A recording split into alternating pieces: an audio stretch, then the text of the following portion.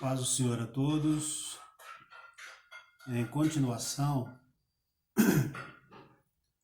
nós vamos falar sobre transculturação, compreendendo o que é transculturação.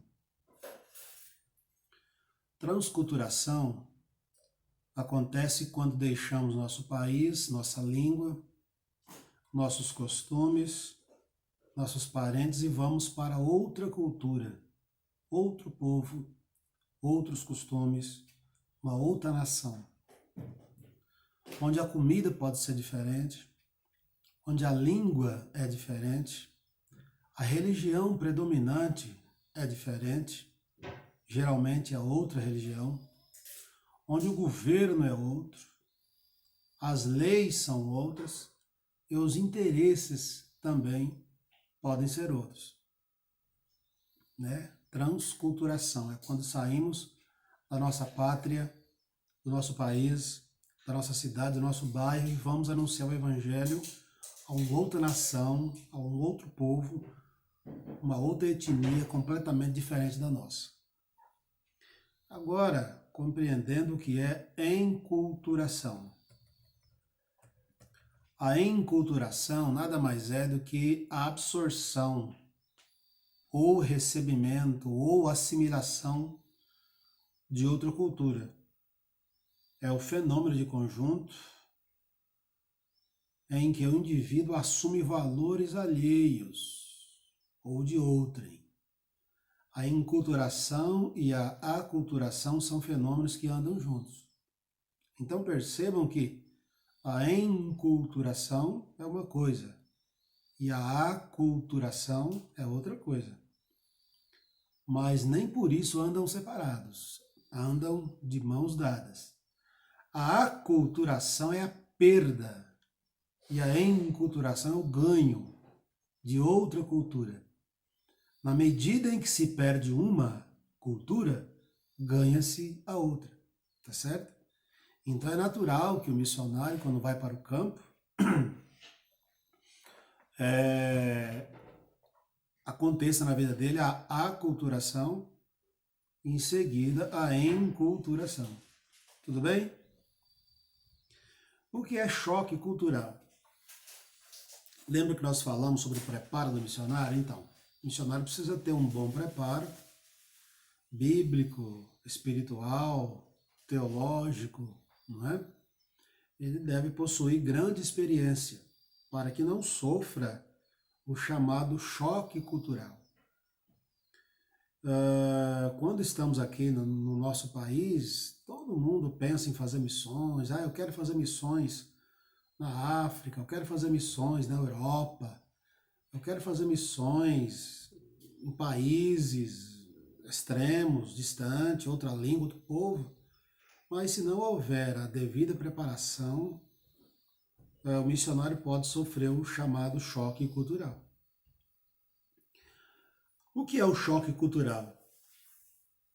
A fase turística,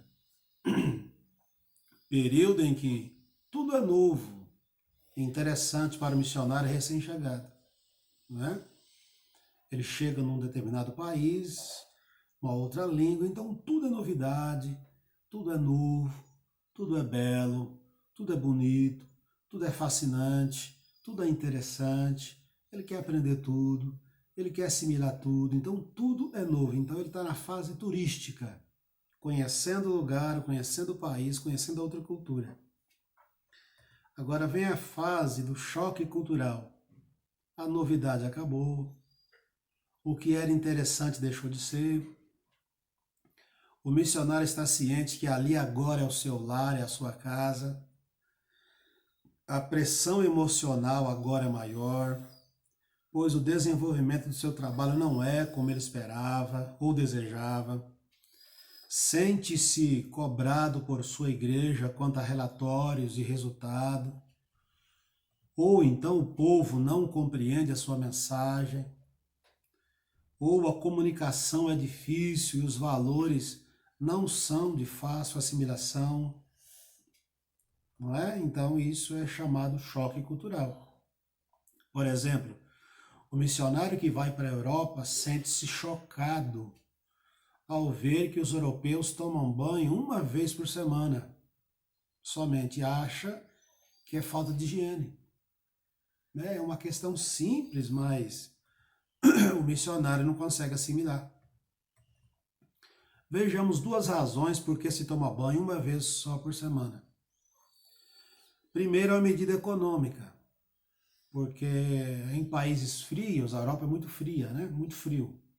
Em países onde a temperatura é muito baixa, precisa aquecer a água para tomar banho. E o aquecimento da água é muito caro. Né? Então, primeiro é uma medida econômica. E outra medida é devido ao frio. Um lugar muito frio, ou extremamente frio, não se pode tomar banho todo dia. Porque existe uma grande probabilidade de pegar doenças infecciosas, gripe, pneumonia, e etc, e etc, e etc. Esses vírus se proliferam mais em lugares frios, tosse, etc, etc, etc. Então, por isso que reduz-se a quantidade de banhos, a pelo menos um banho só por semana. E na maioria das vezes eles tomam um banho de toalha umedecida, né? Toalha aquecida para se limpar, mas banho é uma vez só por semana. Outra causa do choque é a saudade da sua cultura, dos parentes, da sua igreja ou do estilo de vida antigo. Então o missionário vai para fora, vai além das fronteiras, em outro país, em outra cidade, em outra nação, e ele começa a sentir saudades dos seus familiares, dos seus parentes, né? Das comidas que tem aqui no Brasil, dos carros que tem aqui no Brasil, das praias que tem aqui no Brasil. Aí o missionário começa a sentir saudades do seu antigo estilo de vida, e aí ele entra em depressão. E o resultado é a depressão. Nesse estágio, muitos missionários voltam frustrados, sem resultados positivos. Então, quem vai fazer missões além das fronteiras, missões transculturais, é necessário ter um bom preparo espiritual, um bom preparo teológico, porque senão acontece o choque cultural. Ele não está preparado a enfrentar outra cultura. Aí a enculturação não acontece. A fase da adaptação transcultural, depois de vencer todos os processos do choque cultural, o missionário já está enculturado e ajustado àquela cultura, assumindo-a como sua. Desta forma, está apto a ganhar almas. Os estrangeiros percebem que o missionário agora é um deles. Come, bebe, fala, como se fosse um deles finalmente.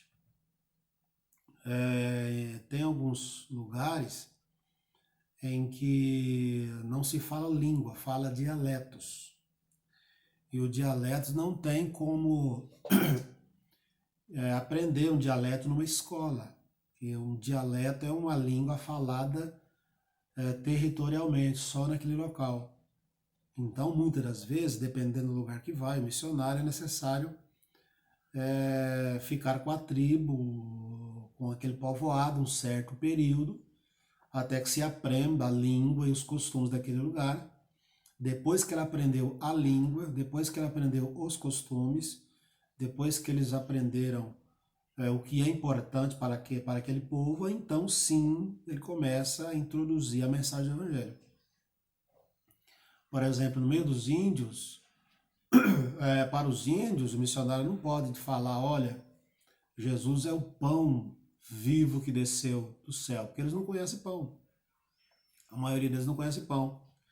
Então, o missionário deve ajustar a sua mensagem dizendo, olha, Jesus é a banana viva que desceu do céu, porque banana eles conhecem. Outra coisa, em relação ao pecado, o missionário não pode dizer, olha, ainda que os seus pecados sejam vermelhos como a escarlata, se tornarão brancos como a lã ou como a neve. Então, ele não pode pregar desse jeito porque os nativos não vão compreender a sua língua. Então ele deve mudar, aí, adaptar, ajustar a sua mensagem para aquela cultura, dizendo, olha, ainda que os seus pecados sejam vermelhos como sangue, se tornarão brancos como a polpa do coco que é branca. Porque coco eles conhecem, sabem que a polpa do coco é branca. Então são coisas simples e que o missionário deve se ajustar quando ele assume uma nova cultura, quando ele quando ele assume uma outra identidade, uma outra cultura, um outro costume, além das suas fronteiras. Finalmente, a Bíblia, ela é supracultural. Nós costumamos dizer que a Bíblia, ela está acima de toda cultura, não é?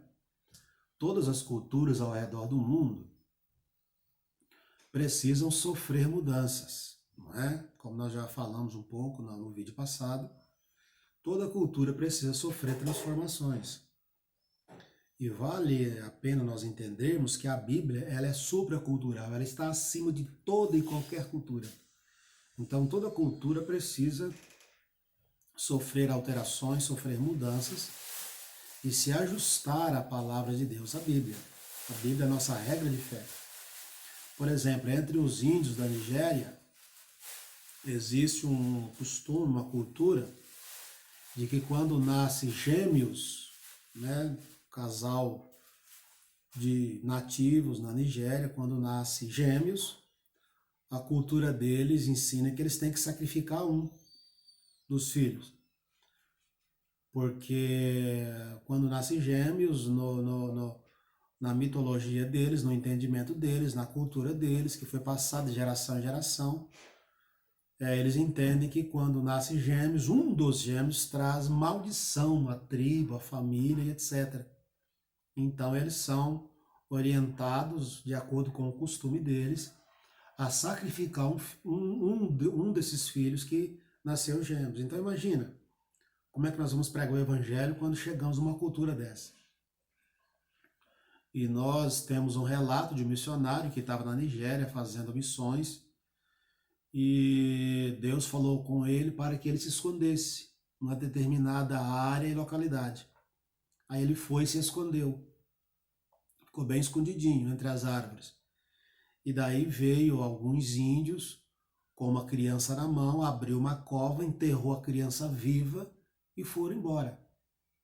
Aí rapidamente aquele missionário foi, desenterrou aquela criança e graças a Deus a criança ainda estava respirando. Aí o missionário foi e cuidou daquela criança, alimentou aquela criança, ela cresceu e ele então passou a fazer esse tipo de missão. Então ele sabia mais ou menos a localidade, sabia mais ou menos o local e sempre ele ia lá nesse local e os índios então tinham esse costume. Conclusão, moral da história, ele conseguiu salvar a vida de mais de uma dúzia de meninos gêmeos. E ele criou esses meninos, essa foi a missão dele. Ele criou esses meninos, alimentou esses meninos, educou esses meninos à maneira dele, e ele formou uma congregação com essas crianças que ele conseguiu salvar. Tá vendo? Então, muitas das vezes o missionário ele tem que se adaptar, desculpem, aos costumes do local. Eu tenho um relato de um outro missionário que foi fazer missões no Nordeste. E chegando lá, Deus falou ao coração dele para ele fazer uma marmita. Ele fez a sua marmita, a sua refeição, colocou numa mochila. E o Espírito falou para ele colocar algumas ferramentas na bolsa. E ele colocou e foi. Saiu a pé, andando. De repente, ele encontra um sítio e um homem cavando um poço. O que ele fez? O Espírito falou, se ajunte a esse homem. E ele então se juntou àquele homem cavando aquele poço. E ele então ajudou o homem a cavar aquele poço. Enquanto ele está ajudando o homem a cavar aquele poço, ele conseguiu ganhar a confiança daquele homem, ele conseguiu ganhar a atenção daquele homem, e ele apresentou o evangelho àquele homem e conseguiu conquistar aquele homem para Cristo. Conclusão, ele trabalhava numa fazenda em que o fazendeiro não aceitava cristãos de maneira alguma, e de certa forma Deus trabalhou naquela fazenda, ele intercedeu ali de certa forma, e fundou-se uma grande congregação naquela fazenda, de maneira que muitas almas foram salvas para o reino de Deus. Então fazer missões, dependendo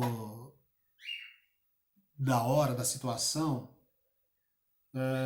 é sair do conforto, é sair do bem bom e enfrentar a realidade lá fora. Então, para que façamos missões, o missionário que é enviado a fazer missões, ele deve realmente ter um bom preparo. Pois bem, a Bíblia, então, ela é supracultural, está acima de toda cultura. Todas as culturas ao redor do mundo precisam sofrer mudanças no que se refere à cultura, a costumes e etc. Pois bem, a janela 10x40. A janela 10x40 compreende-se, é uma posição geográfica que compreende-se mais ou menos o Oriente Médio e o leste europeu.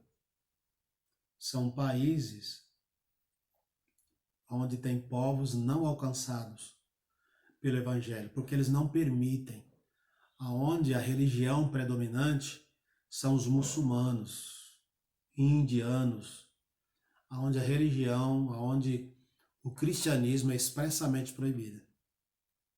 Então a janela 10x40 compreende a China, o Japão, a Líbia, e etc, etc. A Rússia, esse lado aí do mundo.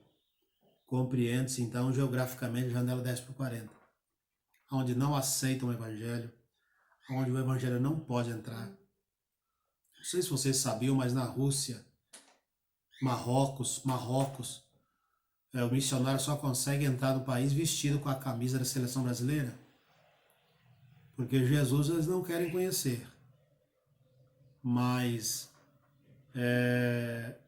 o futebol eles conhecem, né? Os jogadores de futebol brasileiro eles conhecem. Então nesses países, Marrocos e alguns países aí, só se entra vestido com a camisa da seleção brasileira. Então, o evangelho nesses lugares é bem difícil, onde os muçulmanos dominam os jornais, as TVs, as mídias, e eles injetam grandes quantias de dinheiro e nas TV abertas, nas TV pagas, e aí acontece que eles dominam, fecham, de maneira que o evangelho não pode entrar nesses lugares. Então são os países não alcançados pelo evangelho, porque eles não permitem. Janela 10x40.